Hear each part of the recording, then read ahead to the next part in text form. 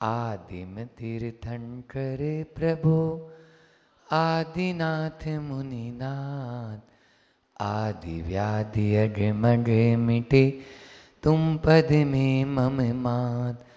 चरण शरण है आपके तारण तरण जिहाद, भवदधि तट तक ले चलो करुणा कर जिन्हें राज। 52 गजा के बड़े बाबा आदिम तीर्थंकर आदिनाथ भगवान की, परम उपकारी संत शिरोमणि आचार्य गुरु और विद्यासागर जी महामुनि राज की, पूज्य मुनि श्री 108 दुर्लभ सागर जी महाराज की, 1008 श्री सिद्ध चक्र महामंडल विधान की। भगवान महावीर स्वामी ने 2 मार्ग बताए, एक साधना का मार्ग और एक आराधना का मार्ग। साधना का मार्ग कठिन मार्ग होता है, हर कोई उस पर बढ़ नहीं पाता, चल नहीं पाता। आराधना का मार्ग जो भी आप लोग कर रहे थे सरल होता है, हर किसी के कदम बढ़ जाते हैं। आज ही जब बड़वानी से 52 गजा की ओर आ रहा था, एक सज्जन आए, बोले हम दोनों पति पत्नी आए हैं महाराज जी, हमें भी दीपेश भैया की तरह विधान करना है। मैंने बोला हम विधानाचार्य नहीं है, हम तो मुनि महाराज जी हैं। उनकी भावना हुई कि अभी महाराज जी सिद्ध क्षेत्र पे हैं, तो हमारा बोले महाराज जी बहुत सालों से टल रहा है, यदि आपकी कृपा हो जाएगी तो अब देखो अष्टानिका तो आ ही रही है, यदि अष्टानिका में हमारा यहाँ रहना हुआ तो उनको भी ये लाभ मिल सकता है। भावनाएं बहुत प्रबल होती है, तो आराधना के मार्ग पर कदम सहज ही बढ़ जाते हैं, क्योंकि साधना का मार्ग निर्वृत्ति का मार्ग है और आराधना का मार्ग प्रवृत्ति का मार्ग है। निर्वृत्ति में कठिनाई लगती है, जैसे ही आपको कोई बोल दे बस 2 घंटा आप केवल कुछ भी नहीं बोलेंगे किसी से, अब लो सफोकेशन हो जाएगा, अंदर ही अंदर में दम घुटने लगेगा। अरे वो तो छोड़ो, आपको इतना कह दें 1 घंटे मोबाइल का त्याग प्रतिदिन ले लो, आपका प्राण पखेरु उड़ने शुरू जैसे हो जाएंगे, सूझ जाएंगे कि 1 घंटे भी मोबाइल दूर नहीं रख सकते, भले ही उसमें कोई मैसेज आए चाहे नहीं आए।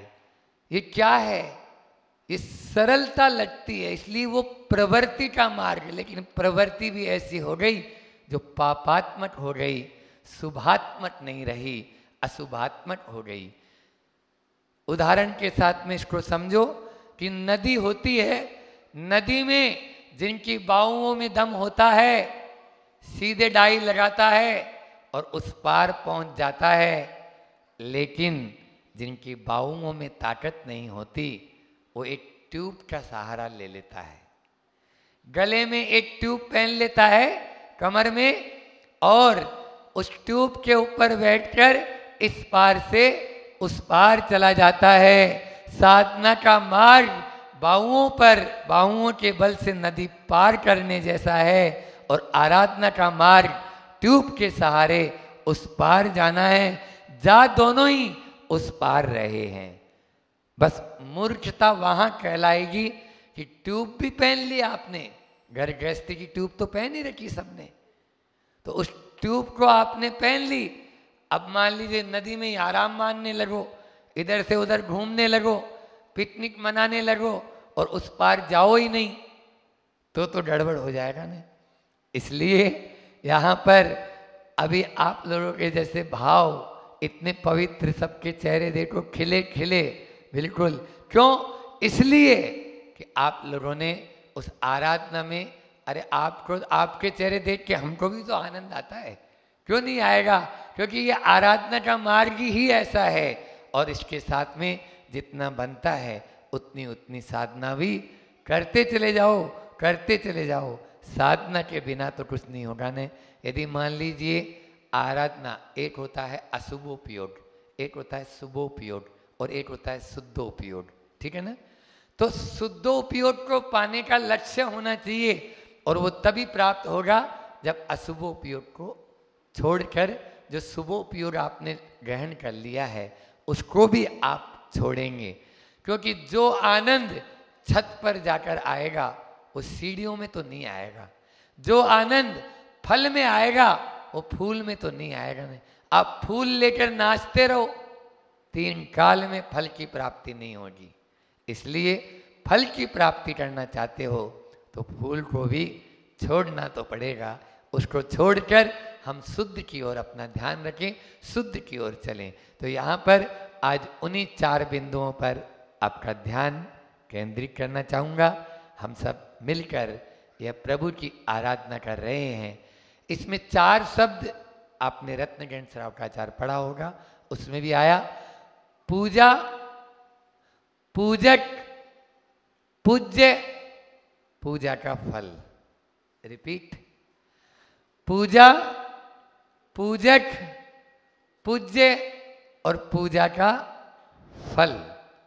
इन चारों को अनेकों आचार्यों के माध्यम से अपन देखते हैं और फिर आप अपने अंदर में यह एक स्थान बना लें कि मैं कैसा पूज्य हूँ, मैं कैसा पूजक हूँ और मुझे किस प्रकार से पूज्य बनना है।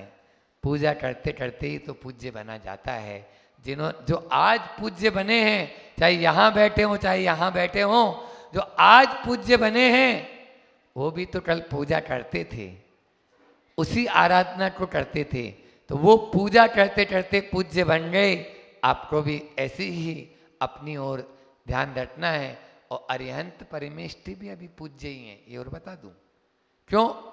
वो अभी स्टूडेंट हैं, अभी क्लास के बाहर नहीं हो पाए। वो स्टूडेंट ठीक है, विद्यार्थी है। वो 4 घातीय कर्म नाश हुए हैं, अभी 4 और बाकी है।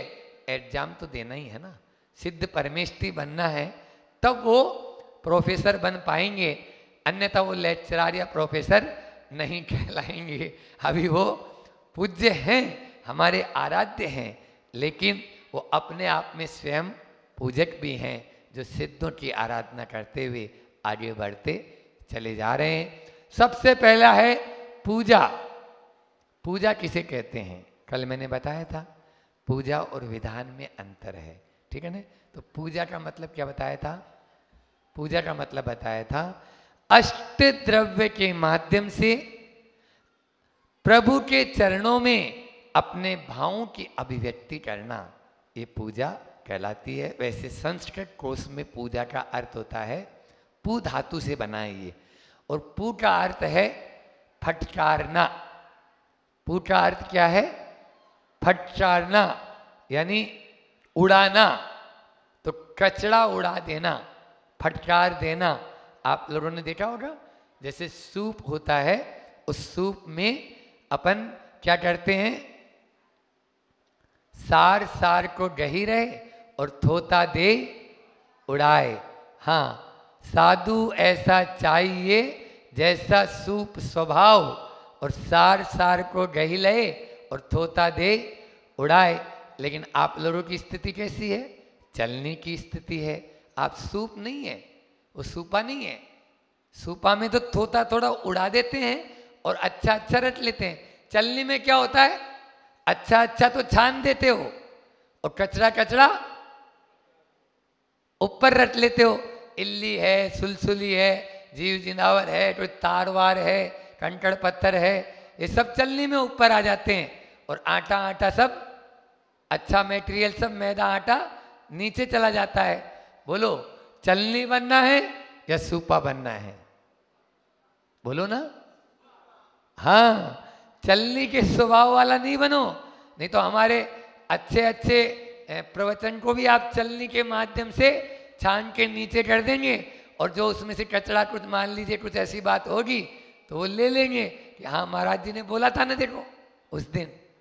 तो ऐसा ग्रहण नहीं करना, उसमें से अच्छे बात को अपन को ग्रहण करना है।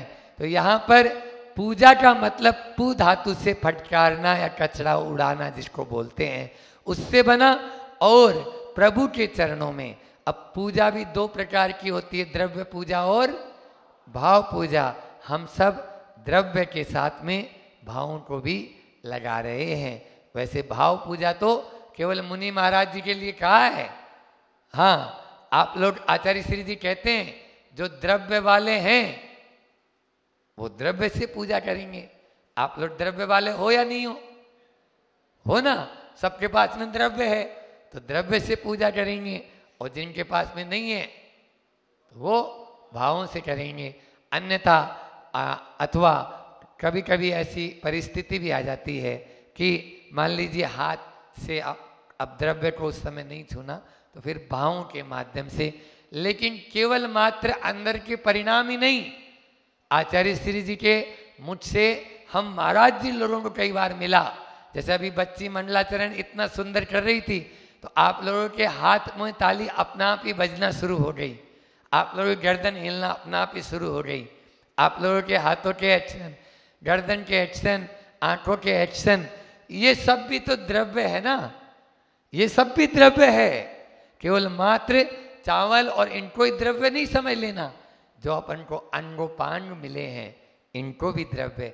आचार्य श्री जी हम लोगों से कहते थे, रेवती रेंज में एक बार कहा कि देखो जब भक्ति पढ़ते हैं उस समय थोड़ा थोड़ा हिला भी करो, तुम लोग हिलते ही नहीं हो, केवल पत्थर जैसे बन गए बस। अब आधे पढ़ रहे हैं, आधे ऊन रहे हैं, आधे सो रहे हैं तो गड़बड़ हो जाएगा।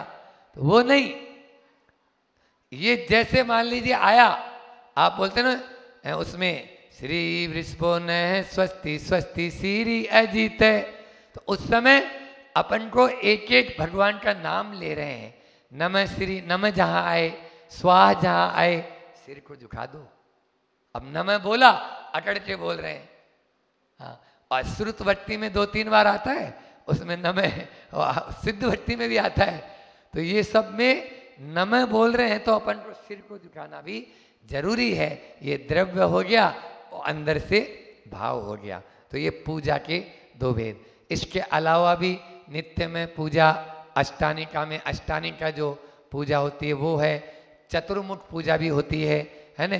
इस प्रकार से 10 भेद भी ईर्जा के, इसको ईर्जा भी बोलते हैं, ईर्जा यानी पूजा, आराधना भी बोलते हैं।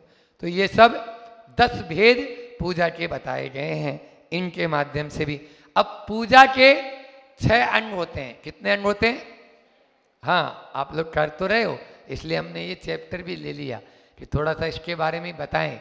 पूजा के 6 भेद कोई बताएंगे? 6 अंग, द पार्ट ऑफ पूजा, बोलो 6 पार्ट ऑफ पूजा कौन कौन से होते हैं? सबसे पहले अभिषेक, ये पूजा का अंग है। दूसरा स्थापना, फिर तीसरा आह्वानन, दूसरा, तीसरा स्थापन, फिर सन्निधिकरण, ये 4 हो गए। और उसके बाद में पूजन अष्टद्रव्य से जो करते हैं, और फिर विसर्जन, ये 6 अंग होते हैं। रिपीट कर रहे हैं। पहले होता है सबसे पहला पूजा में अभिषेक, जो कर सकते हैं वो करें, और महिलाएं करती नहीं है तो वो देखें। कुछ लोगों का ये कंसेप्ट भी है कि पूजा तो, अभिषेक तो धूल झाड़ने के लिए करते हैं भगवान का, उसकी बुद्धि के अंदर धूल पड़ गया मुझे लगता है। जो ऐसे लोग भी आजकल कहने लगे हैं, अभी 300-400 लोग आए थे कुछ दिन पहले। हाँ, तो ये लोग अभिषेक करते ही नहीं। क्यों नहीं करते? एकांतवादी हो गए वो। ऐसे लोगों को नहीं। आप देखिए, कर्म प्रबंध निगड़े रपि हीन ताप्तम, अनादिकाल से जो कर्म का बंधन हमारे ऊपर प्रबंध जो जकड़ा हुआ है, उस कर्म रूपी रज को हटाने के लिए अभिषेक किया जाता है, न कि प्रभु के ऊपर धूल। अरे जहां पर अकृत्रिम चैतालय है वहां पर तो धूल होती नहीं। बोलो, वहां धूल जमती है क्या? वहां तो डस्ट प्रूफ है, साउंड प्रूफ है, फायर प्रूफ है, सब प्रूफ है वो तो। फिर भी देवता लोग क्यों आ रहे हैं नंदीश्वर में? क्यों अकृत्रिम चैतालयों में जा रहे हैं, चैत्य वृक्षों में जा रहे हैं? इसलिए कभी भी नहीं। और जहां पर जैसा जो अभिषेक होता है, जहां जल से, शुद्ध जल से आप अभिषेक करें, वही मार्ग नंदी, आचार्य मार्ग नंदी कृत शुद्ध जलाभिषेक जो पाठ होता है वो आप पढ़ें। और महिलाएं देखें, आज यहाँ पर विधान में इतने सारे बैठे हैं तो मैं यही बात कहूँगा कि महिलाएं कर नहीं सकती है, लेकिन देखना जरूरी होता है। ऐसा नहीं कि आप कभी भी चले गए जब चाहें, अरे अभी अभिषेक तो करना ही नहीं, हमको तो करना नहीं है, लेकिन अभी से आपकी पूजा का एक पार्ट था वो छूट गया। फिर आप लोग जो आह्वानन, यानी जब भी आप कोई भी पूजा करते हैं, चाहे गुरु की पूजा करते हैं तो बुलाते हैं, तो एक ठोना रखते हैं, ठीक है ना। कुछ लोग ठोना रखना भी बंद कर दिए। तो एक बार प्रमाण जी महाराज से पूछा कि महाराज जी यदि चौके में हम ठोना नहीं रख के पूजा करें आपकी तो क्या होगा। तो आज प्रमाण सही तो प्रमाण सही तुरंत हाजिर जवाब, बोले हम अपनी स्थापना दूसरे चौके में कर लेंगे।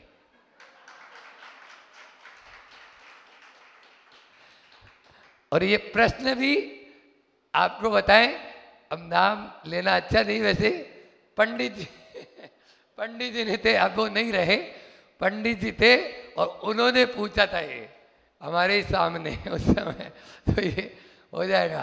तो गुरु प्रमाण साई महाराज जी हाजिर जवाब। तो इसलिए ऐसा कभी नहीं, जो ठोना होता है वो पूजा का एक पार्ट है, अन्यथा ठोना क्यों रखते, और वो प्रतीक है, वो हृदय के रूप में हम सिंहासन पर विराजमान कर रहे हैं। अत्र अवत्र समुष्ट आह्वानम, अत्र तिष्ठ तिष्ठ ठट स्थापनम, अत्र है मम सनितो वसट सन्निधिकरणम। और ये बीजाक्षर हैं, ये ठठ है, वसट, ये सब बीजाक्षर है, आह्वानन ये यानी बीज अक्षर, मतलब एक यानी जो है ना बीज के माध्यम से, जैसे मैंने बताया था कि वट वृक्ष जैसा फल देने वाले। और फिर है अष्ट द्रव्य से जल, चंदन, अक्षत, पुष्प, नैवेद्य, दीप, धूप और फल। अर्घ्य नहीं, अर्घ्य तो सबको मिला लेंगे तब होगा, वो 9वां है। तो ये अष्ट द्रव्य हैं, इन 8 द्रव्यों से अपन जो पूजन करते हैं वो 5वां पार्ट ऑफ पूजा, पूजन। और अंत में जो विसर्जन, वो विसर्जन शांतिनाथ मुठ शशि होनारी शील। हाँ अब ये हो गया। ये गुण व्रत बोलो, कल मैं सुन रहा था भैया जी का सामायिक में भी कि भैया जी एक एक शब्द का भट्टा मरप प्रणत मोली, समझ में आया।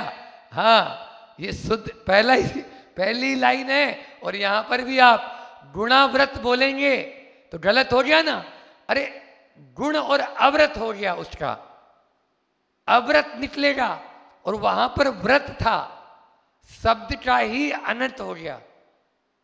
गुण व्रत था वो शब्द, तो व्रत शब्द संयुक्त अक्षर है, इसलिए गुण व्रत ये बोल सकते हो, लेकिन गुणाव्रत तो नहीं बोलेंगे, गुणाव्रत बोल देंगे तो अव्रत निकलेगा। इस प्रकार से विसर्जन में विसर्जन और एक बात और बताएं, सबसे ज्यादा आकुलता शांति पाठ में होती है, ये भी है तो उसका नाम शांति पाठ। शांतिनाथ मुठ सचिव गुणाव्रत संयमधारी लक्षण 108 विरा इंद्र। अब वो मतलब श्वास भी नहीं ले रहा है, छोड़ भी नहीं रहा है, कर क्या रहा है यही पता नहीं।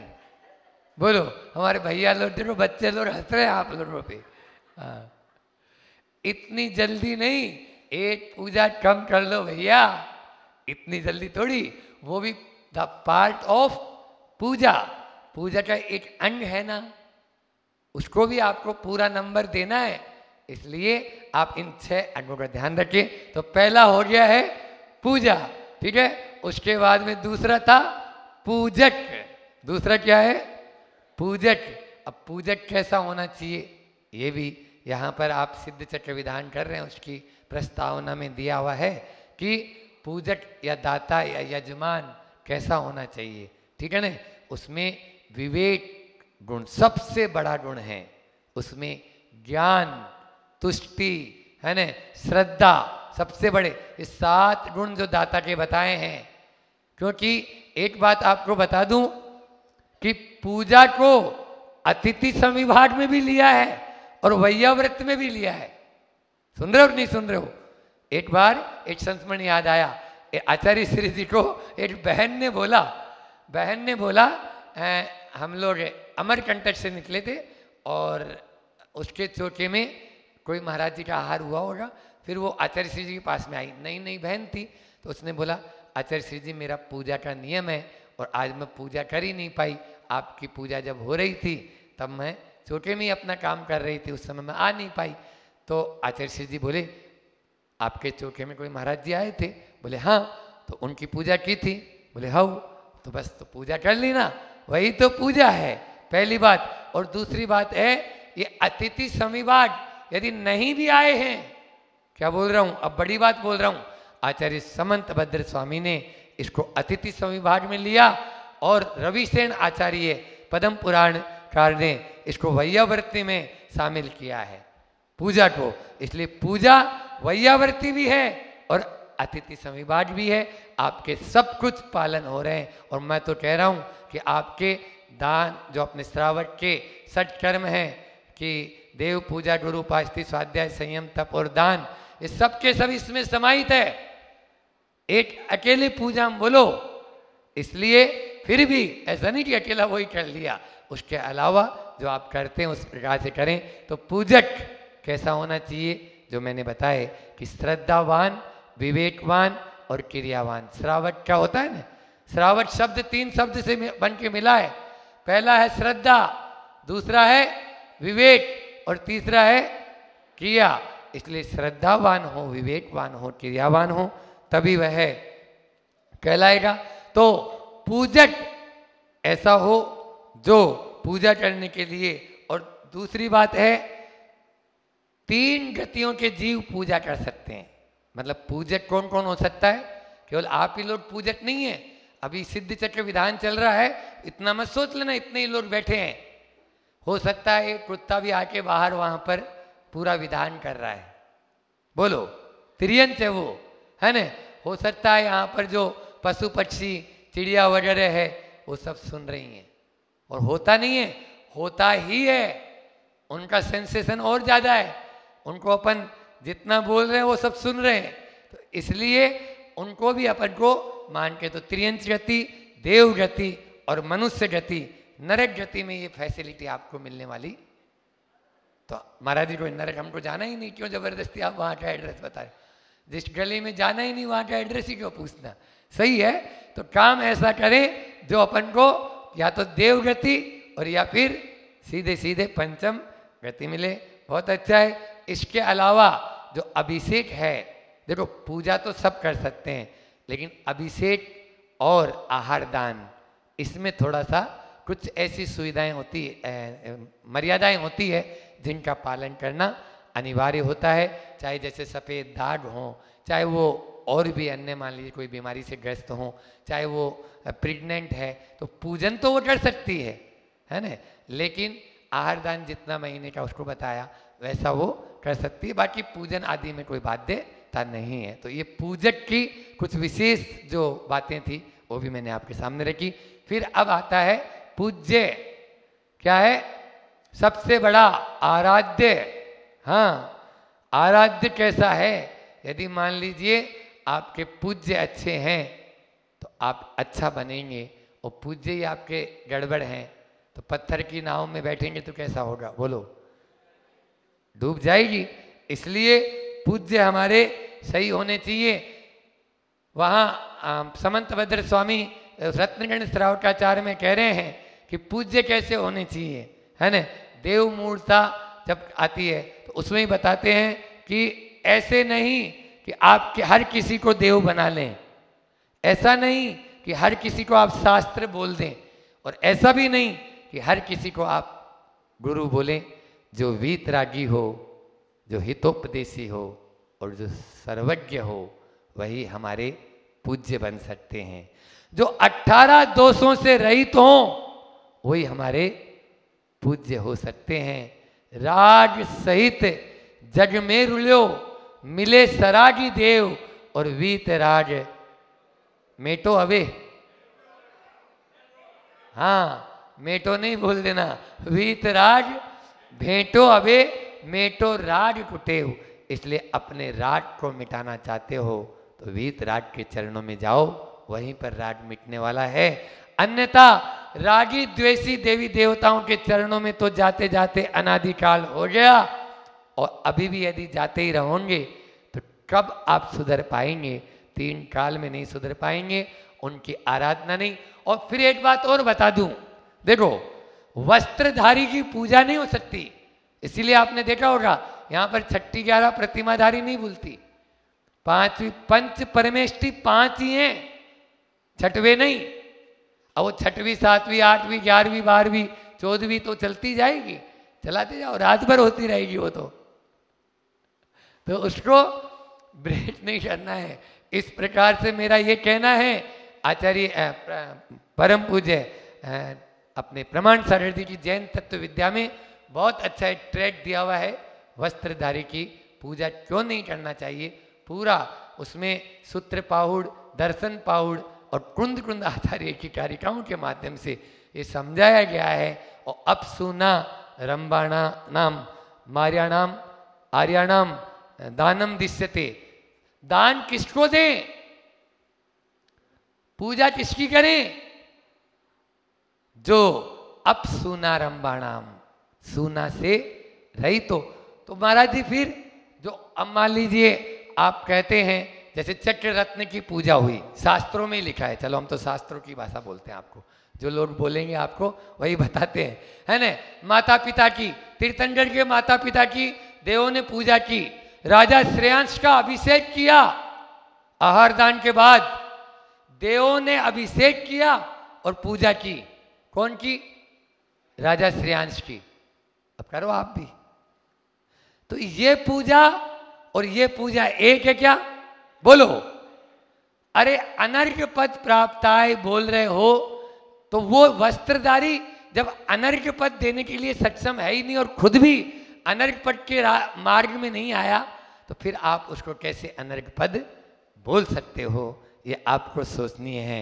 या आप सोचें कि वस्त्रधारी की हम पूजा करें या न करें, चाहे कोई भी हो, सुल्लत जी हो, एलत जी हो, माता जी हो, कोई भी हो, तो इसलिए अपने यहाँ तो परंपरा ऐसी है ही नहीं। तो ये वस्त्रधारी तो पूज्य हमारे आराध्य हमारे वीतरागी ही हो सकते हैं और कोई दूसरे नहीं। हम तो जवाई की भी पूजा करते हैं, घर जवाई आता है तो तिलक भी करते हैं, पाँव भी छूते हैं, आरती भी उतारते हैं और उसको ओम जय महावीर प्रभु ऐसा तो नहीं बोलते।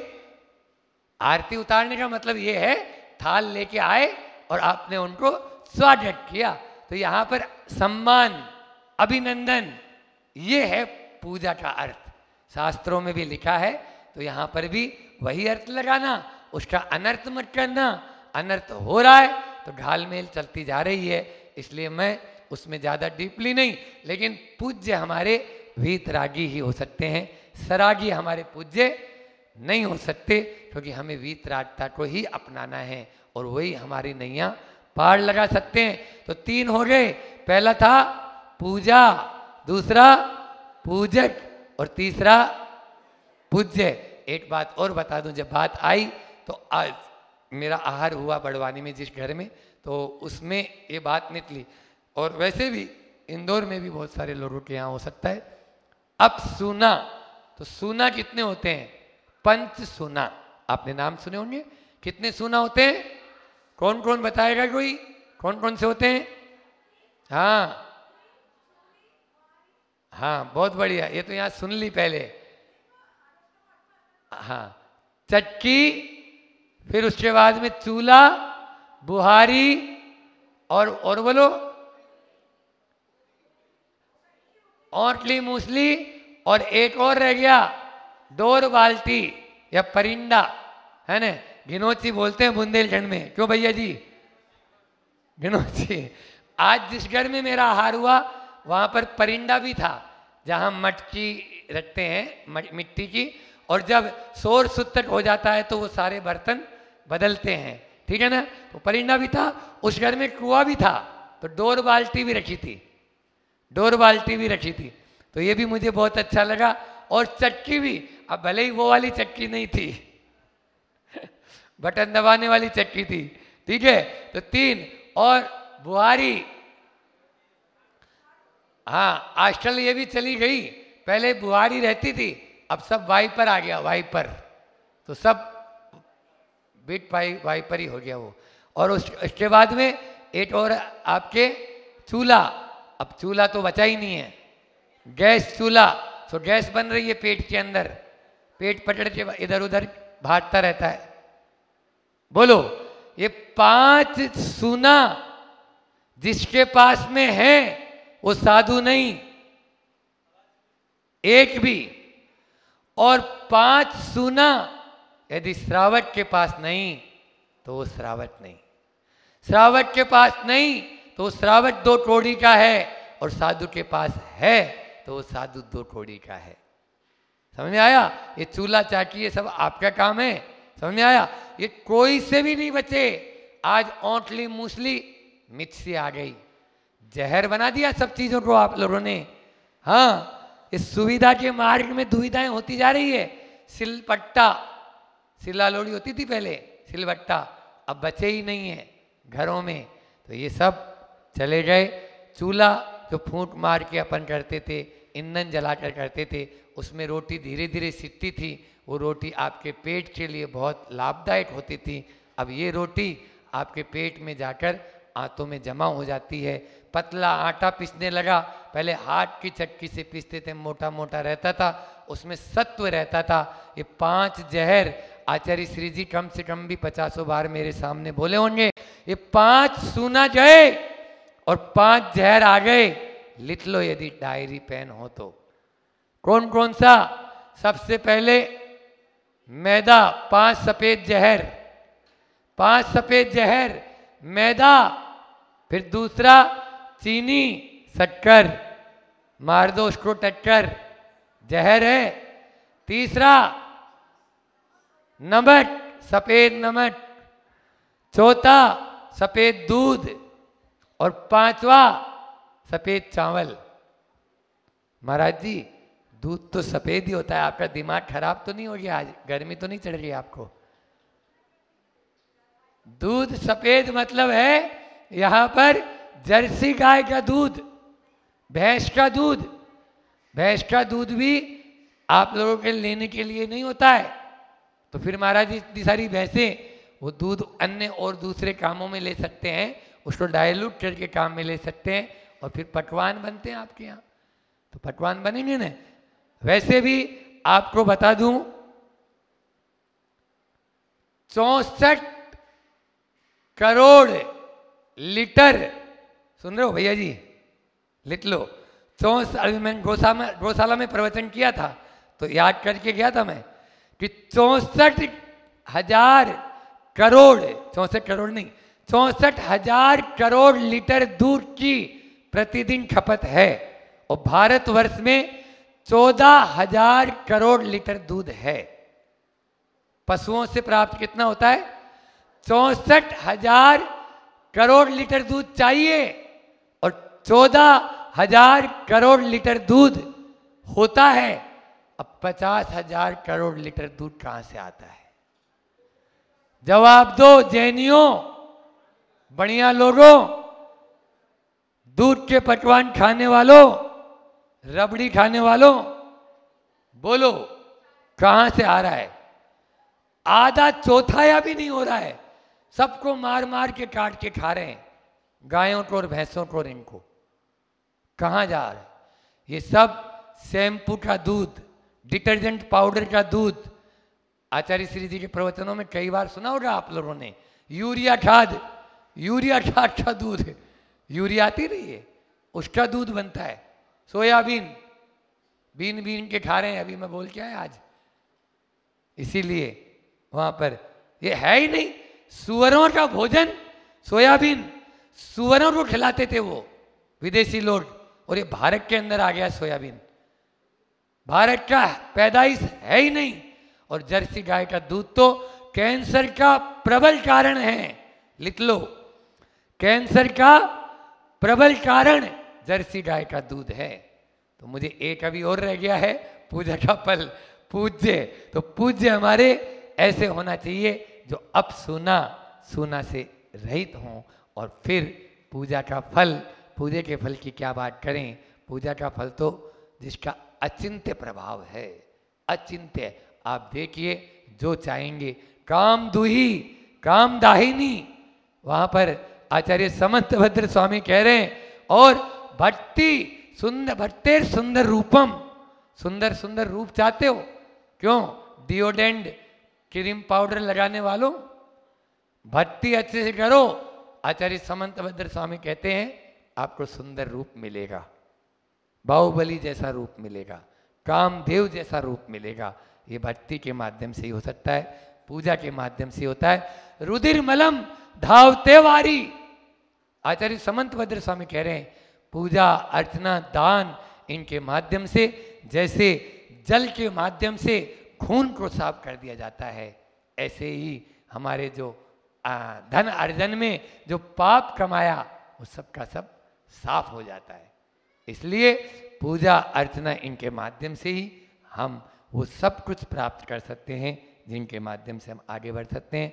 बंधुओं, भक्ति में वह शक्ति है जो हमें, भक्ति में वह शक्ति है जो हमें युक्ति बनाकर मुक्ति तक पहुंचा सकती है। 4 शब्द फिर दे दिए मैंने, ध्यान से सुनो।